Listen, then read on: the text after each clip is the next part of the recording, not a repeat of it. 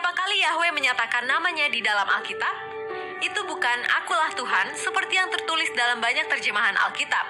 Tidak, dia mengatakan namanya dengan cara yang sama seperti seseorang memperkenalkan dirinya kepada orang lain dengan namanya. Dengan cara yang sama, secara berulang-ulang, dia berkata, akulah Yahweh di sepanjang Alkitab. Dia juga mengatakan bahwa dia ingin namanya, bukan gelar, dikenal di seluruh dunia.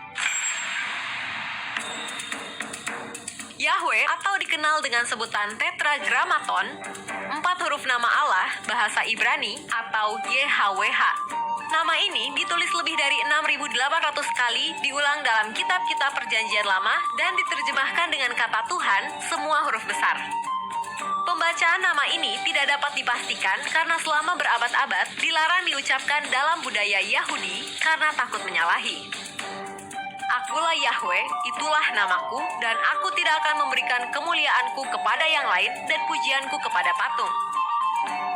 Tetapi sesudah itu, aku akan mengembalikan kepada bangsa-bangsa bibir yang dibersihkan, supaya mereka semua memanggil kepada nama Yahweh untuk melayaninya dengan bahu-membahu. Perhatikan bahwa Zefanya mengatakan supaya mereka semua memanggil nama, bukan gelar Tuhan, tetapi Yahweh. Sekali lagi, Tuhan adalah gelar, bukan nama. Nama pribadi Allah dalam bahasa Ibrani terdiri dari 4 huruf. YHWH, seperti yang diberikan kepada Musa sewaktu Musa menanyakan siapa namanya di dalam kitab Keluaran. Nama ini yang sangat disegani untuk diucapkan oleh orang Ibrani atau Israel, sehingga mereka hanya menggunakan kata Adonai yang artinya Tuan atau Tuanku saat membaca tulisan Yahweh di kitab suci. Dalam Alkitab bahasa Indonesia, kata Yahweh ditulis Tuhan semua huruf besar, sedangkan kata Allah dipakai untuk kata Ibrani El atau Elohim. Untuk kata sebutan Allah, banyak istilah dalam bahasa Ibrani. Nama pribadi Allah dalam Alkitab yaitu Yahweh, sebagian besar melafalkan Yahweh. Eyeh Asher Eyeh, aku adalah aku. Yahweh Jireh, Tuhan akan mencukupi. Yahweh Mekadiskem, Tuhan yang menyucikan. Yahweh Nisi, Tuhan adalah panjiku.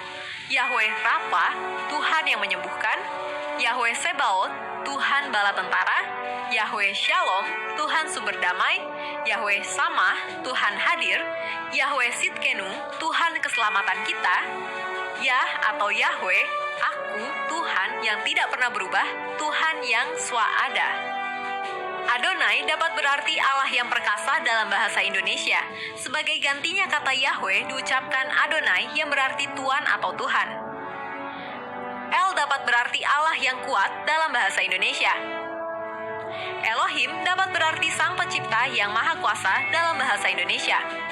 El tidak selalu harus dikaitkan dengan para kelompok penyembah tertentu.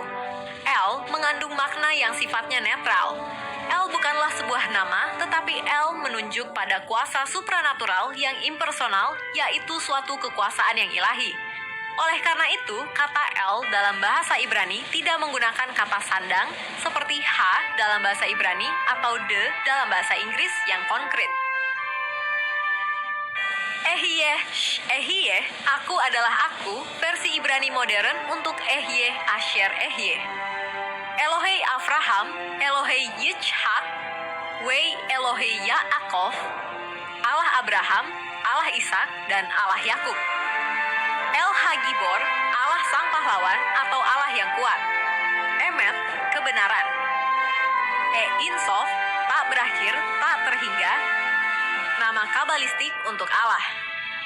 Ro'eh Yisrael, Gembala Israel. Hakados Baruch Hu, yang kudus diberkatilah dia. Kados Israel, yang kudus dari Israel. Melek HaMelachim, Raja segala raja, atau Melech Malkei HaMelachim, Raja segala raja di raja, untuk menyatakan keutamaan terhadap semua gelar penguasa di dunia. Makom atau Hamakom, harafiah tempat itu, artinya maha ada, omnipresent. Magen Avraham, perisai dari Abraham. Ribono Shel Olam, penguasa semesta. Yahweh Yireh atau Yehuwah Yireh, Tuhan akan menyediakan. Yahweh Rafa, Tuhan menyembuhkan. Yahweh Nis'i atau Yehuwah Nisi, Tuhan panji-panji kita. Yahweh Shalom, Tuhan kedamaian kita. Yahweh Ra'ah, Tuhan gembalaku. Yahweh Sitkenu, Tuhan kebajikan kita.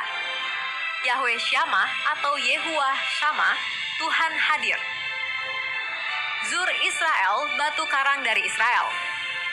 Dari sekian nama, gelar atau gambaran tentang Allah dalam Perjanjian Lama, ada 3 kata dasar utama, yakni El, Elohim, dan Yahweh atau Yehovah, adalah perlu dari awal memahami arti ketiga nama itu dan hubungannya satu dengan yang lain. Ulangan 5 ayat 9 mencatat, Aku, Tuhan, Yahweh, Allahmu, Elohim, adalah Allah, El, yang cemburu. Atau Kejadian 31 ayat 13, Allah, El, yang di Betel. Karena itu, Yahweh berbeda dari Elohim, nama diri seorang pribadi meskipun oknum tersebut adalah Allah. Misalnya, seseorang bernama Tono dengan gelar seorang kepala sekolah. Dalam hal ini, menunjukkan Allah sebagai seorang pribadi dan dengan demikian mempertemukan Allah dengan tokoh-tokoh manusia dalam suatu hubungan, membawa Allah dekat kepada manusia, dan ia berbicara kepada para bapak leluhur sebagai teman terhadap yang lain. Yesus tidak menggunakan bahasa Ibrani melainkan Yunani dan Aram, dan di atas kayu salib, ia memanggil Bapa dengan nama El atau Elo yang adalah bahasa Aram. Dalam simbol piktogram Ibrani kuno, nama Yahweh atau Yod-He-Waw-He dituliskan sebagai berikut. Yod memiliki arti lengan atau tangan atau bekerja. He memiliki arti lihat. Waw atau Vav memiliki arti paku atau pasak. Dibaca, tangan, lihatlah, paku, lihatlah. Yang menarik, jika dibaca dari kiri ke kanan, seperti cara kita membaca, terbaca, lihat paku, lihat tangan. Jadi, nama Elohim kita Yahweh berbicara tentang tangan dan paku. Jadi, sejak awal permulaan sebelumnya, Yahweh sudah mengirimkan pesan di dalam namanya kepada manusia bahwa pada suatu waktu akan ada tangan yang terpaku. Jadi, bagaimana kita memanggil nama Tuhan? Seperti di Perjanjian Lama atau ada yang lain? Seperti tertulis bahwa kita diselamatkan oleh iman kepada Yesus Kristus, dan karena itu Tuhan bahkan ingin kita memanggilnya sebagai Bapa kami yang di sorga. Artinya, hubungan kita dengan Tuhan melalui Yesus Kristus menjadi semakin intim dan mesra, kita diangkat sebagai anak, dan Tuhan semesta alam menjadi Bapa kita. Haleluya! Demikian fakta Alkitab mengenai nama-nama Tuhan.